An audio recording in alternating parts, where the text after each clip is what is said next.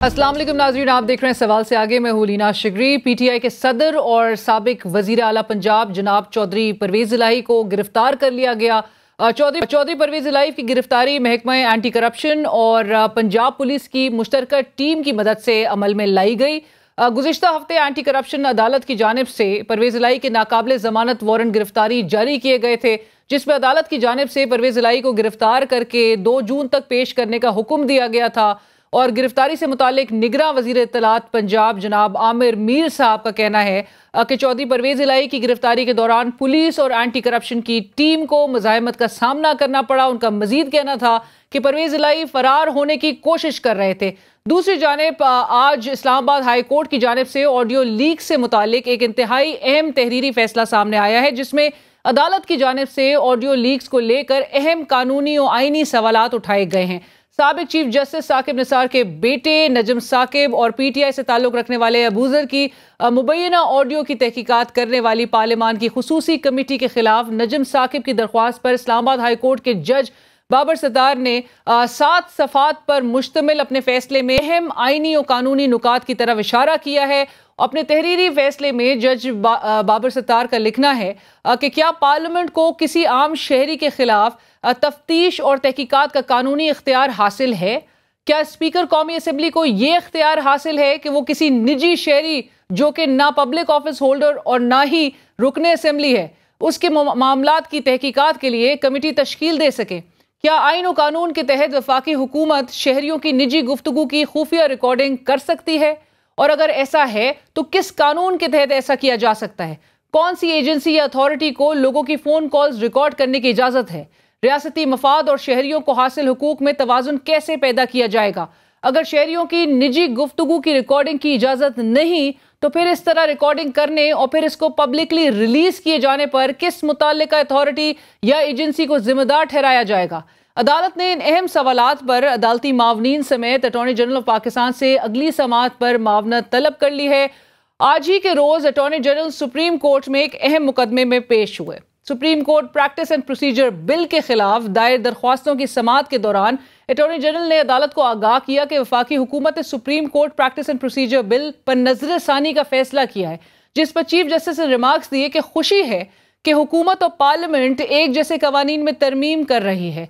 Attorney general की जानिब से फुल कोर्ट की इस्तदा पर जस्टिस मोहम्मद अली मजहर ने रिमार्क्स दिए कि अगर कवानीन आपस में ममासलत रखते हैं तो मौजूदा वक्त में फुल कोर्ट के सामने दलाइल देना वक्त का ज़िया होगा, जिस पर अटॉर्नी जनरल ने अदालत से इस्तदा की कि आप पार्लियामेंट को हिदायत दे दें, जिस पर चीफ जस्टिस ने रिमार्क्स दिए कि हम पार्लियामेंट को नहीं कहेंगे, इसका मतलब यह होगा कि अदालत ने अपनी राय दे दी। चीफ जस्टिस का मजीद कहना था कि एक सूरत यह है कि आप दोनों कवानीन पर सोचें और हम भी मशावरत करते हैं, वरना दूसरी सूरत में पार्लियामेंट अपनी कार्रवाई करे और हम अपनी कार्रवाई करते हैं। Let's see who runs faster.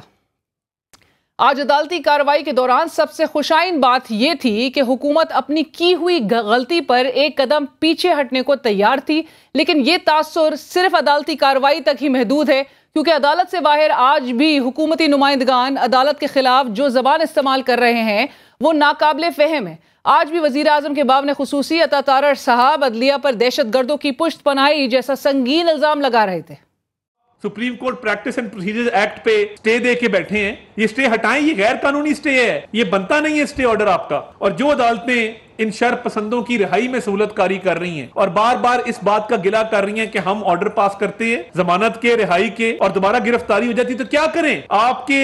आप इसमें सहूलतकारी मत करें। अदलिया भी अगर सहूलतकारी करेगी इन दहशतगर्दी के वाकयात में तो फिर और लोगों को शय मिलेगी। पहले ही आप पार्लियामान का जो इख्तियार है अपने पास ले चुके हैं, इन मुजरिमों की सहूलतकारी में मत आइए।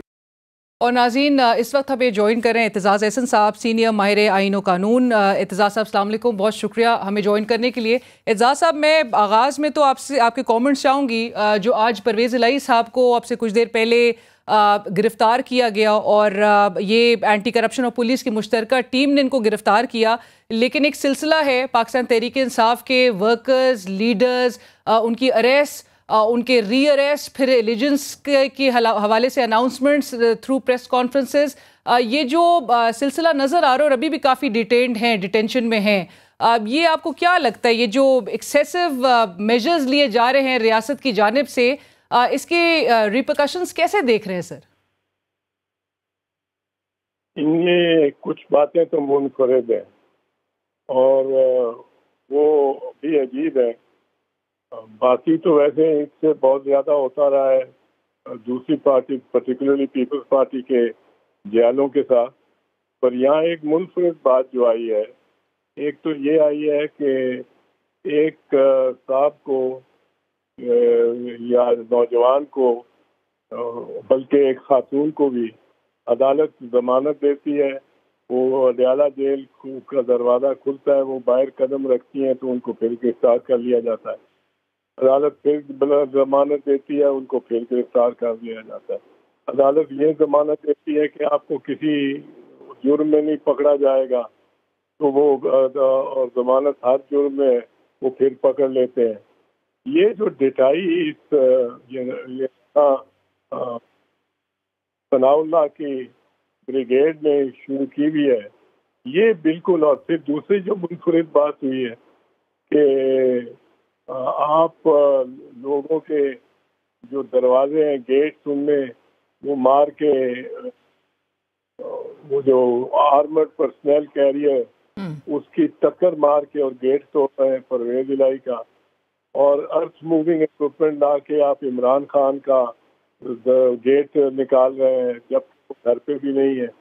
और ये जानते हुए कि घर पे नहीं है, आप ऑपरेशन उसी वक्त करते हैं जब वो घर पे ना हो।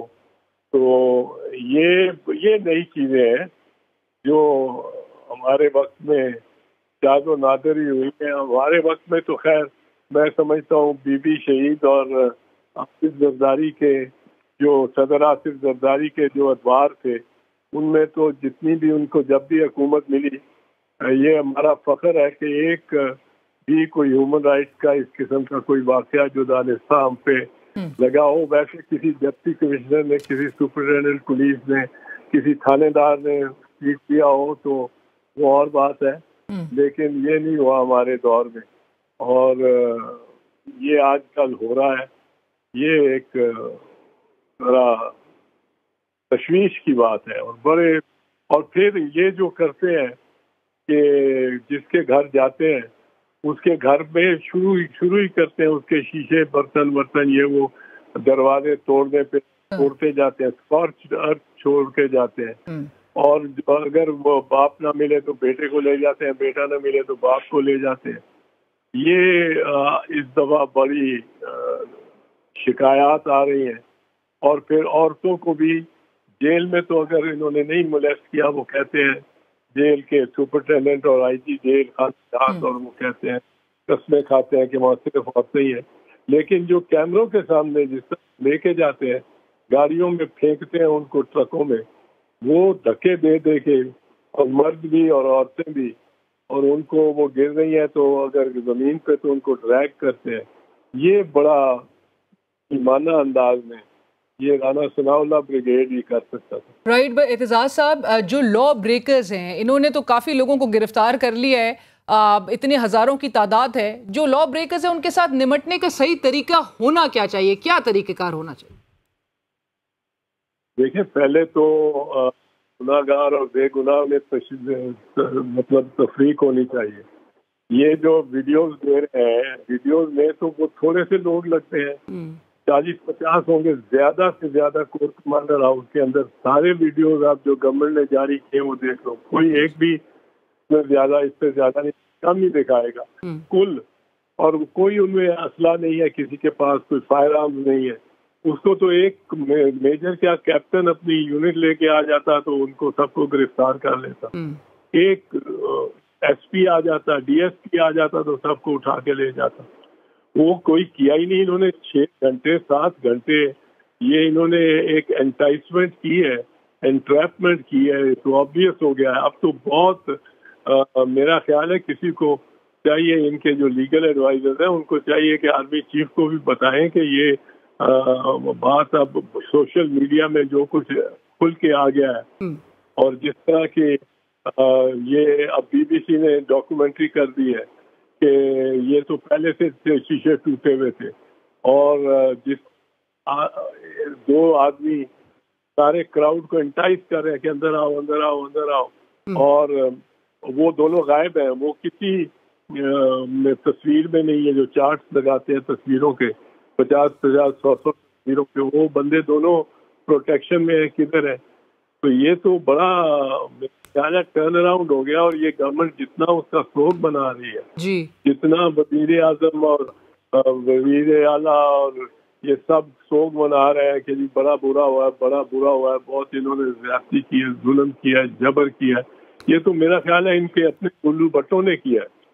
ये तो गुल्लू भट्टों का काम लगता है। और इसकी एक इंडिपेंडेंट जो मुतालबा किया जा रहा है कि इंडिपेंडेंट इंक्वायरी होनी चाहिए ताकि हकायक जो है वो मंजर आम पर आ सकें, क्योंकि मामला बहुत सीरियस है ना, बहुत सीरियस है। बिल्कुल। लाहौर कोर कमांडर का अगर जाके 30-40 लड़के जाके, 1-2 औरतें बीच में हैं, वो एक औरत और एक लड़का जाके गेट पहले खोलते हैं सारा सदर दरवाजा, और वहाँ कोई नहीं सिक्योरिटी खड़ी। यहाँ 4 लेवल डीप सिक्योरिटी होती है और मछलियों पे बैठे होते हैं शार्प शूटर।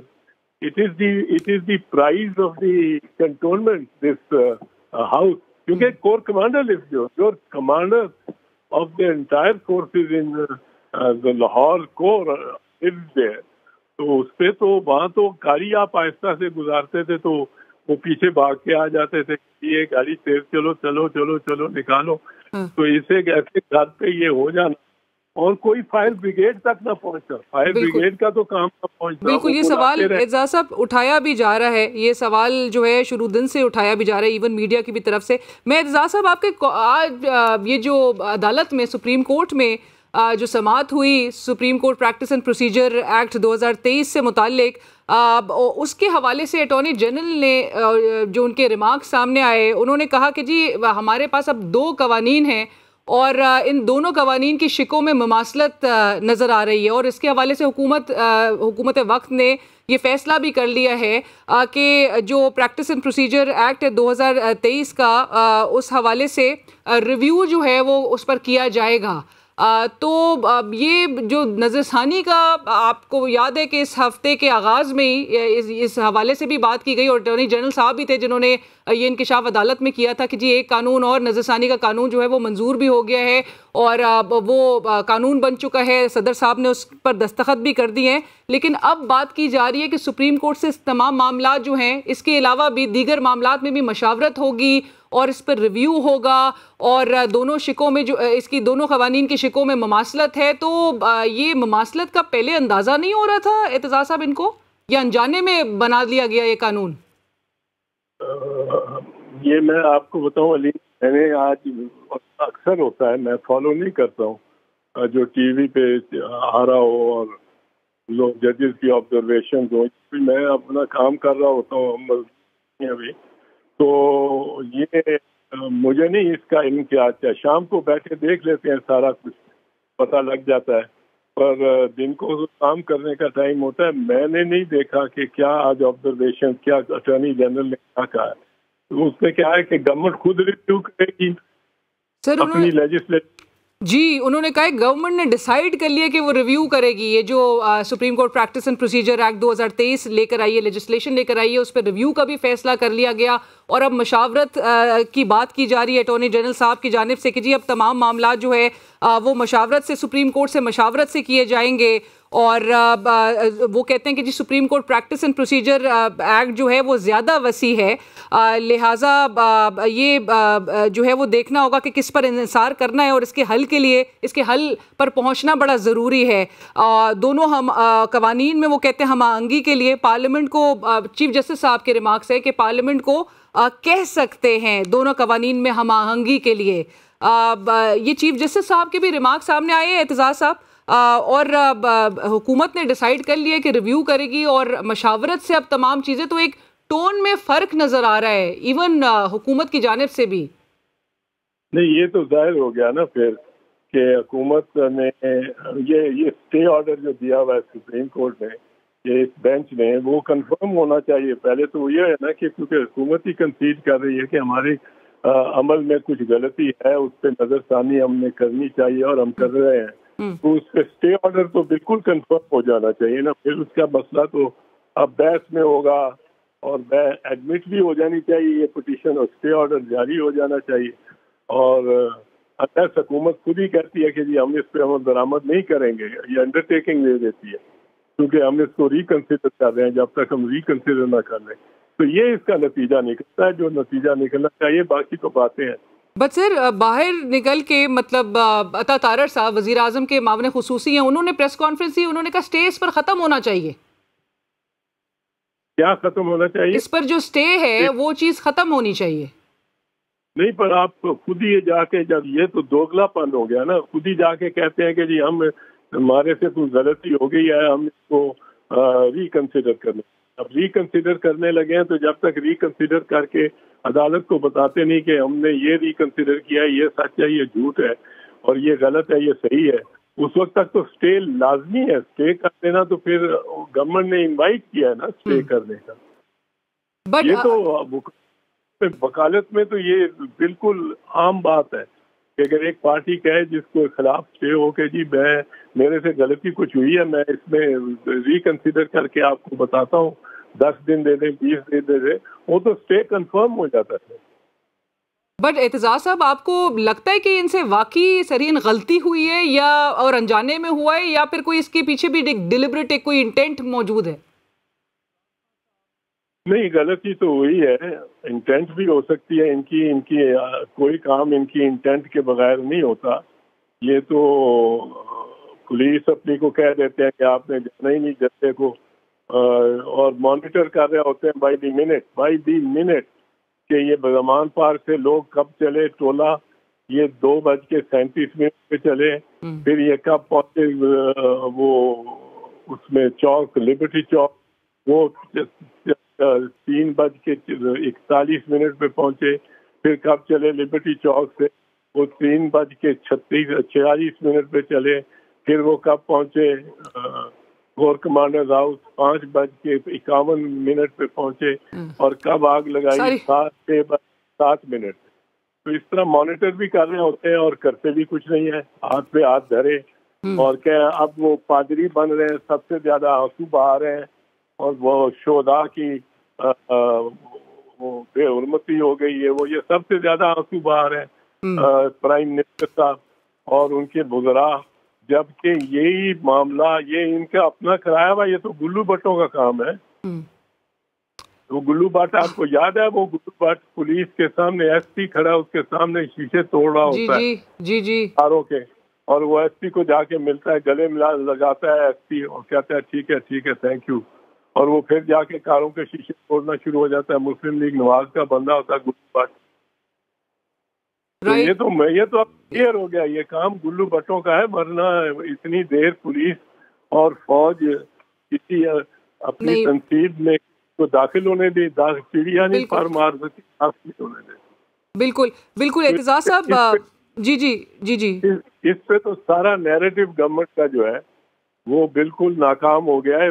अच्छा, जो बना रहे हैं फौजी अदालतें, वो बिल्कुल आइन के खिलाफ है। आज एक उस हवाले से भी एक दरख्वास्त सुप्रीम कोर्ट में गई है जुडिशल इंक्वायरी से मुतालिक, और जिसमें कहा गया कि फौजी अदालतों की कार्रवाई को गैर आइनी करार दिया जाए। सर, इसकी एक्सटेंशन तो 2017 में 2 साल के लिए की गई थी, क्या स्टेटस फिर इसका है?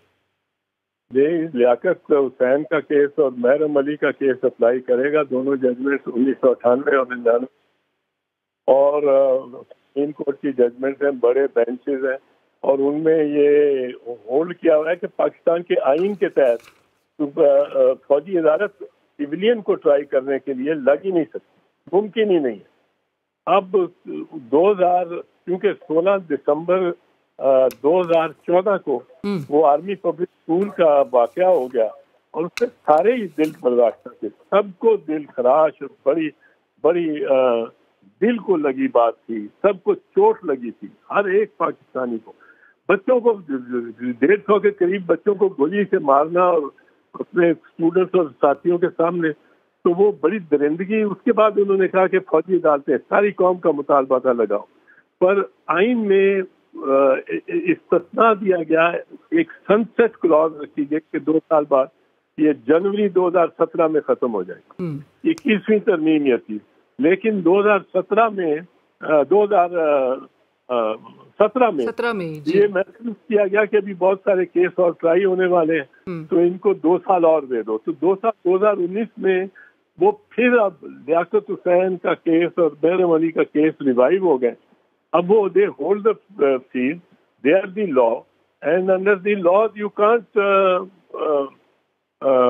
Have any military courts. इसमें वो चीज है, ये कहते हैं जी 2001 क्लॉज पे ये कहते हैं कि ऑफिशियल सीक्रेट एक्ट का भी आ गया है जिक्र आर्मी एक्ट में ट्रायल होने का, पर वो जो है वो भी 2017 की, वो 2017 की तरमीम है जो कि उस इस्तिस्ना के दौरानिये में ही थी और वो खत्म हो गई 2019 में। बिल्कुल, ये मेरा मतलब जाके ये वकला इतने हैं, I hope they are advising the army chief correctly. Right. Aitzaz साहब, एक और मामला है जो इसी हफ्ते इरफान कादर साहब ने उठाया कि जी कॉन्स्टिट्यूशनल कोर्ट्स की भी इस्टेब्लिशमेंट की तरफ जाया जा सकता है। ये प्रपोज 2006 में भी जब चार्टर ऑफ डेमोक्रेसी साइन हो रहा था उसमें भी उसकी भी एक नुक्ता ये था और प्रपोज उस वक्त भी किया गया था, और अभी जो ये बात कर रहे हैं आपको लग रहा है कि ये वाकई में वो जो एक बैकलॉग है केसेस का और जो प्रेशर्स की बात की जा रही है, या ये कहते हैं कि जी अनबायस्ड वर्डिक्ट्स हों, इस हवाले से ये इस तरफ आना चाह रहे हैं? ये किस तरफ मामलात को लेकर जाना चाह रहे हैं? नहीं, ये कोई नया को अदालत, अगर नई अदालत आपने सेटअप करनी है, नई अदालत पूरी भरपूर कॉन्स्टिट्यूशनल कोर्ट, सुप्रीम कोर्ट की बराबर ज्यूरिसडिक्शन सिर्फ कॉन्स्टिट्यूशनल मैटर्स में, वो अगर सेटअप करनी है तो उसके लिए आपको आइन में तरमीम की जरूरत है। आइन में तरमीम इस असेंबली में हो नहीं सकती क्योंकि 228 MNA भी नहीं है। तो इमरान खान के साथ इस्तीफा दे के चले गए थे, उनको ब्लॉक कर दिया स्पीकर ने, अब वो है ही नहीं, 228 ही नहीं बनते तो आइन में तरमीम नहीं हो सकती। तो इरफान कादिर को इस मामले में सीरियस नहीं लेना चाहिए। एतजाज साहब, एक और सवाल जो ऑडियो लीक से मुतालिक इस्लामाबाद हाई कोर्ट की जानिब से इवन आपकी भी जो मावनत है वो तलब की गई है, और जो 5 सवाल जो उठाए हैं इस ऑडियो लीक्स के मामले के हवाले से, और जो ये पिटिशन गई थी साबिक चीफ जस्टिस साकिब निसार साहब के बेटे की जानिब से, सर इनको जो समन किया जा रहा है वो भी सस्पेंड कर दिया गया है अगली हेयरिंग तक के लिए। आज साथ साथ पार्लियामेंट में जो वो स्पेशल कमेटी जो बनाई गई थी स्पीकर साहब की जानिब से, उसने फिर भी आज इजलास जो है वो किया, और अब अरेस्ट वो जो वारंट्स है उसकी भी बात की जा रही है कि अगर ये पेश नहीं हुए, ऑल्दो कि उनके समन्स जो है वो सस्पेंड कर दिए गए हैं इस्लामाबाद हाई कोर्ट की जानिब से, लेकिन फिर भी कहा जा रहा है कि जी अरेस्ट वारंट जो है वो इशू हो जाएंगे। FI और दीगर एजेंसीज भी आज मौजूद थी इस इजलास में। सर पार्लियामेंट के इख्तियारात हैं क्या? बताया जा रहा है और बड़ा जोर इस बात पर दिया जा रहा है कि पार्लियामेंट इज सुप्रीम। कॉन्स्टिट्यूशन फिर क्या कहते हैं इस हवाले से, और पार्लियामेंट के पास इख्तियार है कि वो स्पेशल कमेटी भी बनाए और इस मामले की तहकीकात करवाए? अलीना, ये जो पार्लियामेंट हो, जुडिशरी हो, एग्जीक्यूटिव हो, they are all subject to the constitution. Parliament के सुप्रीमेसी का तो किसी का भी कोई नहीं, सुप्रीम है आइन। अब मिसाल के तौर पे पार्लियामेंट, फेडरल पार्लियामेंट एक ऐसे सब्जेक्ट पे लॉ पास कर देती है जो प्रोविंशियल सब्जेक्ट है, वो सूबे के इख्तियार में, वफाक के इख्तियार में ही नहीं, वो अदालत में जाएगा सूबा या कोई अफेक्टेड आदमी सिटीजन, तो अदालत उसको खत्म कर देगी कि भाई आपके इख्तियार में नहीं है। तो पार्लियामेंट की सुप्रीमेसी कहाँ रह गई? इन्हें written constitution, under written constitution supreme होता है, और पार्लियामेंट को भी इसको तस्लीम करना है और उसको भी तस्लीम करना है जो दूसरे इदारे। अब इसमें जो चीज एक और है कि ये जो कहते हैं कि कॉन्स्टिट्यूशनल कोर्ट बना दे और पार्लियामेंट में जब के तरमीम की जरूरत है उसको उसमें आइन और वो ये कर नहीं सकते। पर ये तो जो है ये तो किसी ऑर्डर को मानने को ही नहीं तैयार। ये लॉ मिनिस्टर और डिफेंस मिनिस्टर ख्वाजा आसिफ साहब, ये तो सब कुछ मतलब अपने कपड़े उतार के सामने खड़े हो गए सुप्रीम कोर्ट के। एक अजीब बेहूदगी है।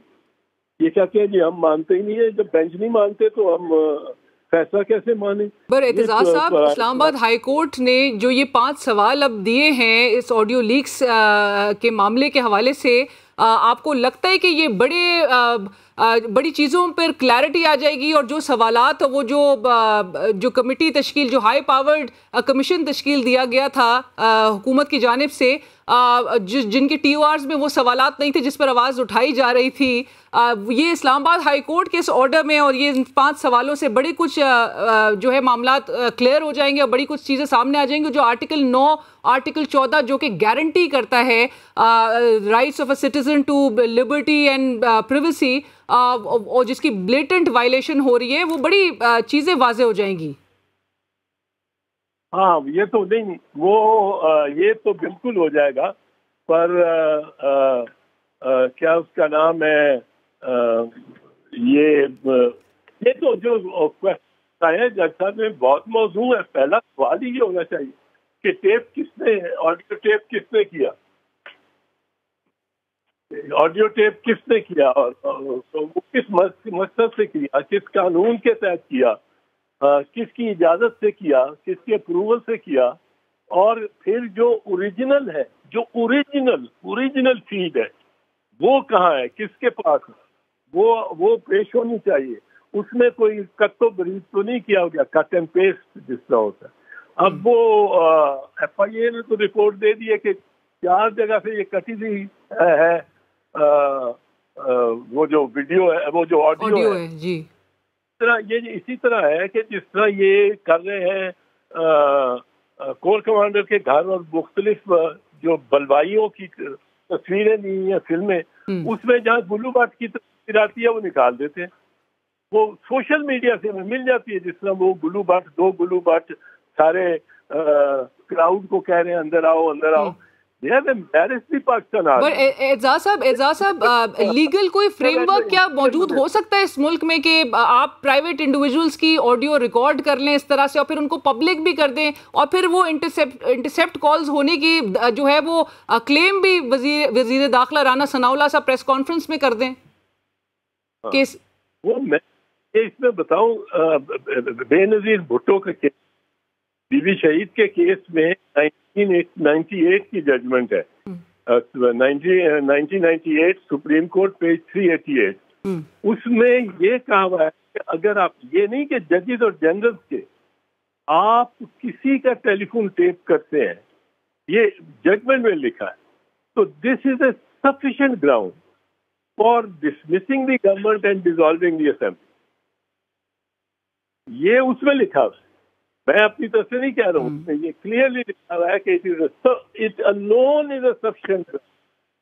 तो ये तो इलीगल इस लिहाज से होते हैं, और जो केयर टेकर है वो तो वैसे ही इलीगल है, वो 90 दिन क्या एंड एतजाज साहब, ये जो प्राइवेट इंडिविजुअल्स हैं इनको समन नहीं कर सकती कोई पार्लियामेंट्री स्पेशल कमेटी? नहीं कहा, देखिए स्पेशल कमेटीज तो पार्लियामेंट की लेजिस्लेशन नहीं करती, वो एग्जेक्टिव अरेंजमेंट है पार्लियामेंट के अपने विद इन इटसेल्फ। एक एग्जेक्टिव अरेंजमेंट है कि हम ये काम कमेटी के सपुर्द करेंगे, कमेटी रिसर्च करेगी, बुलाएगी, लोगों को बुलाती है, कमेटी बुला लेती है और बुलाएगी और उनसे इस्तिफादा हासिल करेगी, एक एक्सपर्ट ओपिनियन देगी, फिर वो जो हम लेजिस्लेशन को उससे इम्प्रूव कर लेंगे। ये इनर पार्लियामेंट, इंट्रा पार्लियामेंट एक एग्जेक्टिव अरेंजमेंट है, इसका बाहर दुनिया से कोई ताल्लुक नहीं है। ये कोई उन्होंने फैसला नहीं ना कमेटी ने करना, committee is not a court, court सजा दे सकती है। पाकिस्तान में ये बड़ा इंपॉर्टेंट है, कोर्ट सजा दे सकती है, कोई इंक्वायरी कमेटी सजा नहीं दे सकती, कोई एक दिन की सजा नहीं दे सकती। तो ये जो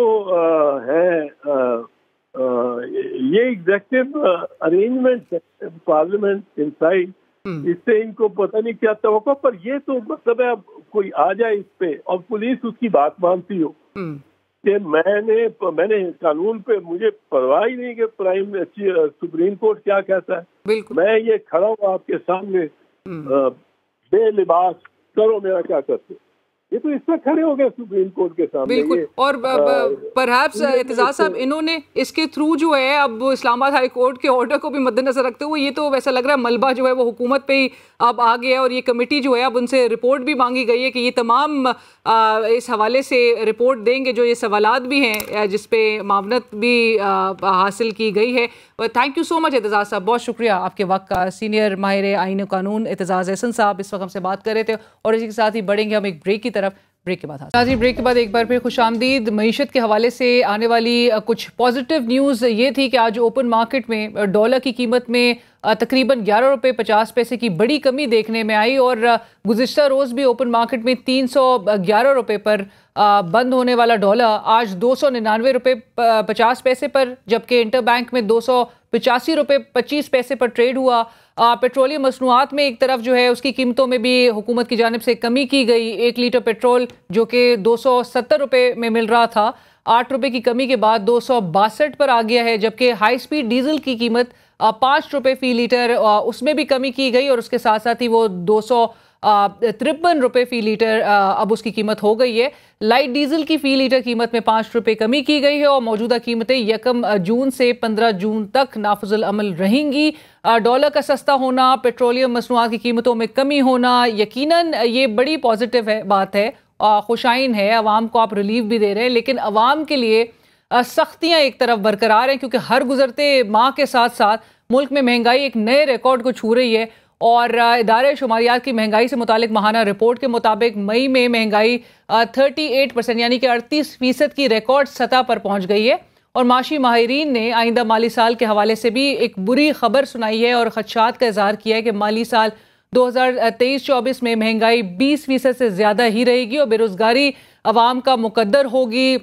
सोने पर सुहागा। आइंदा माली साल के बजट में बिजली और गैस की सब्सिडीज़ मज़ीद कम करने के लिए भी तजवीज़ दी गई है, जिसकी वजह से बिजली मज़ीद 28 से 30% तक, जबकि गैस 22% महंगी हो सकती है। क्या चैलेंजेस हैं मौजूदा हुकूमत के लिए आइंदा माली साल में? टैक्स चैलेंजेस और इवन एक IMF की जो एक तलवार, और अब जबकि ये जानते हैं कि जी जो करंट रिव्यू है वो कंक्लूड किसी नोट पर नहीं होना, तो नए प्रोग्राम में जाने की बातें, और फिर आइंदा माली साल में जो डेट पेमेंट्स हैं उसके लिए ब्रिज फाइनेंसिंग कैसे होगी, और ये हमारी इस वक्त माशी सूरत हाल क्या है। डिफ़ॉल्ट का ख़तरा टल चुका है, क्योंकि एक तासुर जो दिया जा रहा है बार बार वज़ीर आज़म शहबाज शरीफ साहब की जानिब से या वज़ीर ख़ज़ाना इसहाक़ डार साहब की जानिब से, वो हमेशा यही होता है कि जी बहुत अच्छे हम मेजर्स ले रहे हैं और यकीनन इस सूरत हाल से बाहर निकाल लेंगे, स्टेबिलिटी बड़ी मुमकिन है। इस पर बात होगी। शबर जैदी साहब, साबिक चेयरमैन FBR टैक्स स्पेशलिस्ट, हमारे साथ मौजूद है। शबर साहब अस्सलाम वालेकुम, बहुत शुक्रिया हमें ज्वाइन करने के लिए। शबर साहब, लाइक आई सेड कि एक तरफ जो ये बार बार तासुर दिया जा रहा है कि हम जो है वो बड़े अच्छे हालात जो है उसके लिए मेजर्स ले रहे हैं, और नए बजट में भी बड़ी उसके थ्रू जो मेजर्स लिए जाएंगे, जो इकदामात होंगे, जो अनाउंसमेंट्स होगी, उससे इकोनॉमिक प्रॉस्पेरिटी इंश्योर करेंगे, और तमाम जो शोबे हैं मईशत के उसमें रिसोर्सेज की इक्वल डिस्ट्रीब्यूशन होगी, और इस किस्म की बातें जो की जा रही है।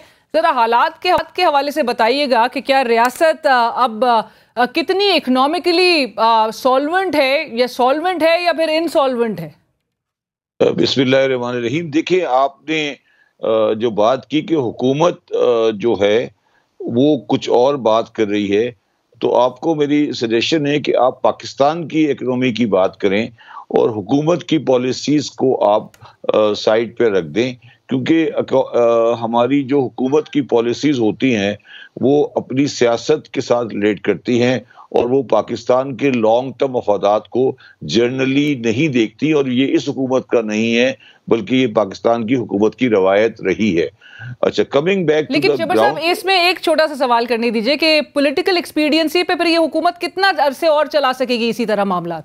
मैं उसी पे आ रहा हूँ। अच्छा, बात ये है कि जब IMF के जब ये पिछला प्रोग्राम जून में ख़त्म हो रहा था, तो ये डिसाइड हो गया, इन्होंने कर लिया, जो कि इन्होंने गलत किया है कि हम IMF प्रोग्राम में नहीं जा रहेंगे। तो उन्होंने अब जो ये पेट्रोल वगैरह की प्राइसेस कम की हैं, तो ये उन्होंने कर दिया है, मगर ये वैसे अवाम के लिए तो थोड़ा रिलीफ है, मगर ये फंडामेंटली आने वाले दिनों में पाकिस्तान के लिए परेशानी करेगा, क्योंकि देखिए हम एक ट्रैप में फंस चुके हैं। हमें ये बात याद रखनी चाहिए, जो हम भूल रहे हैं कि हमें बेल आउट आखिर में IMF ने ही करना है अगर हमारा बेल आउट होना है, नहीं तो हम परेशानी में हैं। तो अगर हम बेल आउट होना है तो हमें जुलाई नए प्रोग्राम में जाना है और IMF के प्रोग्राम में वही होगा जो होना चाहिए। दूसरी बात ये है कि ये जो डॉलर की आप थोड़ी बहुत तब्दीली देख रही हैं, ये इंटरबैंक और ये छोटे मोटे खेल जो हो रहे हैं, इसका कोई मकसद नहीं है, ये लॉन्ग टर्म में इसका कोई पोजीशन नहीं है।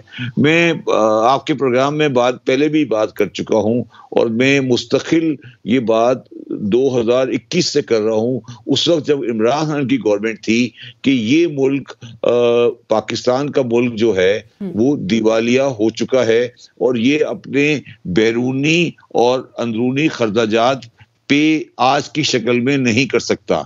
जब मैं कहता हूं आज की शक्ल में नहीं कर सकता, तो इसका मतलब यह है कि जो हमारी रिपेमेंट्स ड्यू हैं, अगर वो रिपेमेंट ड्यू डेट पे हमें पे करनी पड़ी तो हम वो पे नहीं कर सकते। हमें लोकल डेट की भी और फॉरेन डेट की भी रीशेड्यूलिंग चाहिए। तो पाकिस्तान अपनी प्रेजेंट पोजीशन में एक दिवालिया कंट्री है। इस बात को मानने में कोई परेशानी नहीं होनी चाहिए, ये हकीकत है।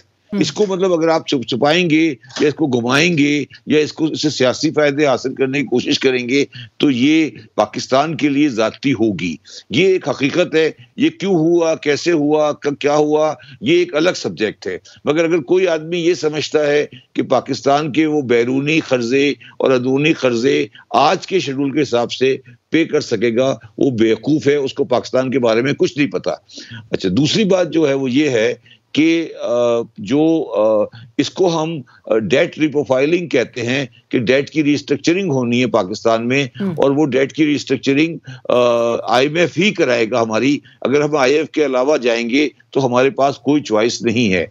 तो पाकिस्तान के लिए अगले आने वाले दिनों में गवर्नमेंट को मैं ज्यादा अहमियत नहीं देता, ये इररेलेवेंट लोग हैं, और कोई भी गवर्नमेंट पाकिस्तान में अब माशी तौर पर इररेलेवेंट हो गई है। कोई भी गवर्नमेंट आकर पाकिस्तान की मईशत को इस शक्ल में सही नहीं कर सकती जब तक पाकिस्तान के माशरे में बुनियादी तब्दीलियां नहीं की जाएं। बिल्कुल ठीक जी, राइट। बट शब्बर साहब आपने कहा डेट रिस्ट्रक्चरिंग करनी पड़ेगी। अब जब ये नए मुआहदे की तरफ भी अगर जा रहे हैं, पहला इनसे नई वाइंड अप, मतलब पहला जो है वो पिछला प्रोग्राम जिस तरह से वाइंड अप ये कर रहे हैं और रिव्यू की प्रोबेबिलिटी भी जो है वो बिल्कुल ही खत्म हो गई है, तो ये नेक्स्ट के लिए ये किस तरह से ब्रिज फाइनेंसिंग की वजह से हुआ था? ये 5-6 बिलियन डॉलर जो है वो अरेंज नहीं कर सके थे, तो ये 20 से 25 बिलियन डॉलर फिर किस तरह से करेंगे? नहीं तो देखिए, मुझे तो पूरा यकीन है कि नहीं हो सकेगा। मैंने कब कहा कि हो सकेगा? अगर आप मुझे फॉलो कर रही हैं तो मैंने कभी कहा है कि ये हो सकेगा? आप मुझे 2 साल से अगर फॉलो कर रही हैं तो मैंने कभी आपको ये बात कही है कि ये हो सकेगा? इनको भी पता है कि नहीं हो सकेगा, इनको बड़ी अच्छी तरह पता है कि नहीं हो सकेगा। अब मैंने आपको इस प्रोग्राम जब शुरू किया था, मैंने ये कहा था ना कि पाकिस्तान की मईशत और है और सियासी मईशत और है, और यही पाकिस्तान की बदकिस्मती है कि पाकिस्तान की मईशत हमेशा सियासी और सिक्योरिटी मामलात को देखते हुए तय की जाती है, इसलिए पाकिस्तान तबाह हो गया है। अगर आप ये कह रही हैं अगर आज पाकिस्तान में आप ये प्रोग्राम में बैठ के कह रही हैं कि पाकिस्तान माशी तौर पे तबाह नहीं हुआ है, तो हम बेवकूफ हैं। हम बिला वजह की बात कर रहे हैं। एक माशी तौर पे माशरा तबाह हो चुका है, तो उसको अगर आप लोग ये कहते रहे कि नहीं जी नहीं, कोई बात नहीं है, कोई परेशानी नहीं है, जिस मुल्क के अंदर आबादी की इंक्रीज 2% हो और GDP की ग्रोथ 1% से कम हो, आप किस दुनिया में बैठी है?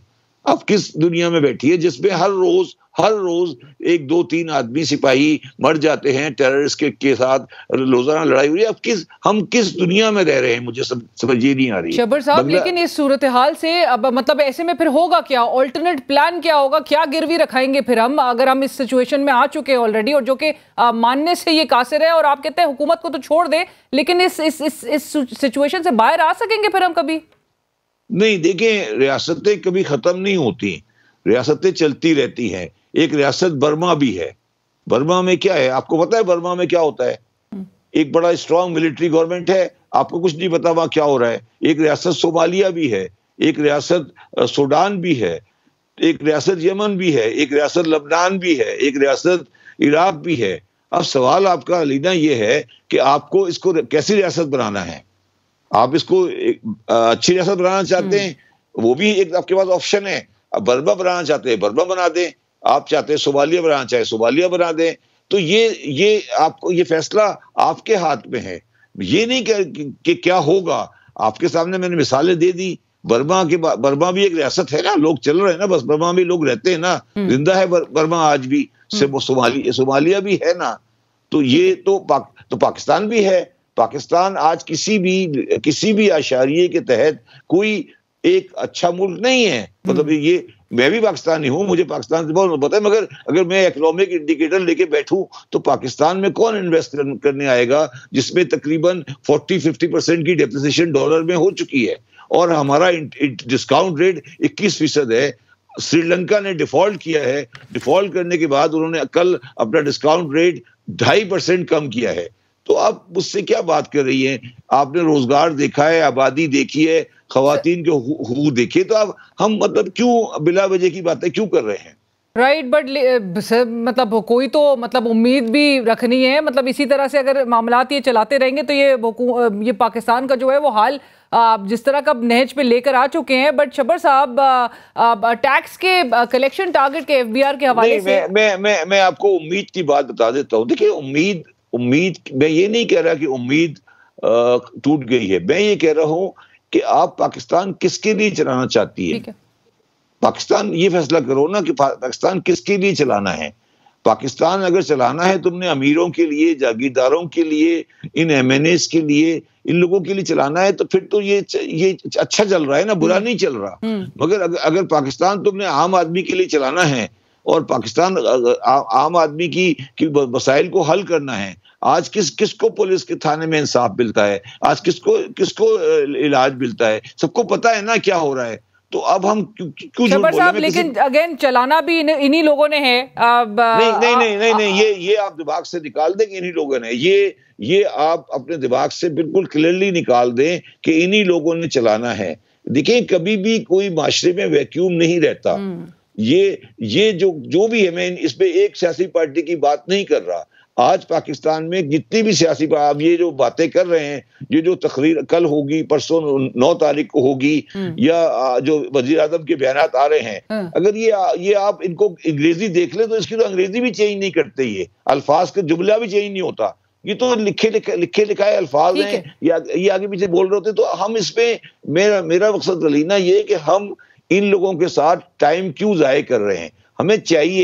हमें चाहिए कि पाकिस्तान में एक इकोनॉमिक मूवमेंट बनाएं जिससे हम पाकिस्तानियों को ये बताएं कि भाई आपका मसला ये लोग नहीं है, ये तो इरेलेवेंट लोग हैं। ये सर ये इकोनॉमिक मूवमेंट की बता दें आप बात, ये इकोनॉमिक मूवमेंट फिर किस तरह से होगी? एक सियासी जमात जो कि इन्हीं अवाम के मसाइल को लेकर बाहर निकल रही थी, और नहीं बाहर निकल किसी सियासी जमात के हाथ में नहीं है, यानी नहीं मैं बता, किसी ने तो लीड करना होगा सर इस मूवमेंट को। मैं बताता हूं आपको, देखिए मेरी बात सुने, आपको मैं आपके प्रोग्राम की बात कर रहा हूं, ये पाकिस्तान की मीडिया की बात कर रहा हूं। पाकिस्तान का मीडिया मुस्तकिल ये फैसला करता रहता है कि इमरान खान की गवर्नमेंट ने ग्रोथ क्या थी, मुशर्रफ के जमाने में क्या थी, नवाज शरीफ के बारे में क्या थी, हमने ये कर दिया, आपने ये कर दिया। आप मुझे पाकिस्तान की कोई मीडिया बता दें जिसने ये बताया हो कि 20 साल में इंडिया ने क्या किया है और हमने क्या किया है। आप ये बताएं कि बांग्लादेश ने क्या किया है और हमने क्या किया है। आप ये बताएं कि थाईलैंड ने क्या किया है, हमने क्या किया है। अब आप अगर कंपैरिजन अपना यमन से, अफगानिस्तान से और सोमालिया से कर रहे हैं तो ये होगा। ये मैं नहीं कह रहा कि सियासी पार्टी बनाए, हम अपनी सोच को सही करें। हम ये देखें कि इंडिया किस वजह से आज इतनी बड़ी ताकत बन चुका है माशी। हम ये देखें, मतलब आपने कभी कोई प्रोग्राम किया है इस कंपैरिजन पे? वैसे 12 इस बात को रेज जरूर किया है कि एक टाइम 90s में ऐसा होता था जब इकोनॉमिक मॉडल हमारा फॉलो इंडिया कर रहा था, उसके बाद से लेके आप 20 से ज्यादा दिमाग से निकाल दें। ये बिला वजह की बात है कि हमारे अब्बा बहुत अच्छे थे, ये छोड़ दें इस बातों को कि I want to fact the facts. मतलब इस तरह की सिचुएशन थी, आप बेहतर, आपको एज हासिल था इकोनॉमिकली उन पे?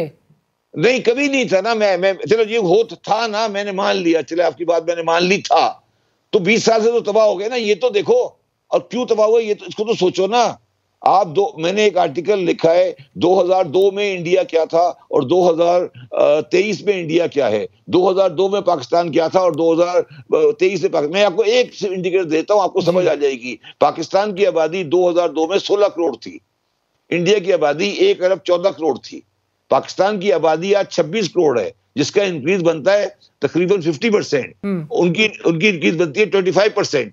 तो अगर आपकी आबादी 50% बढ़ रही है, तो आप अगर आसमान से मनु सलवा गिरेगा तो भी आप चला नहीं सकते। तो आपके अंदर हिम्मत है कि आप प्रोग्राम करें कि आबादी कम करो? आप तो मौलवियों से इतने डरते हैं।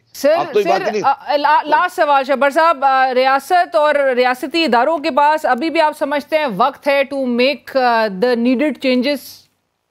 किस इदारे की बात कर रही हैं आप सर? मतलब जो आपने कहा ना कि रियासत, आप हुकूमत को तो नहीं देख रहे, तो फिर किसी की तरफ तो आप देखते हैं?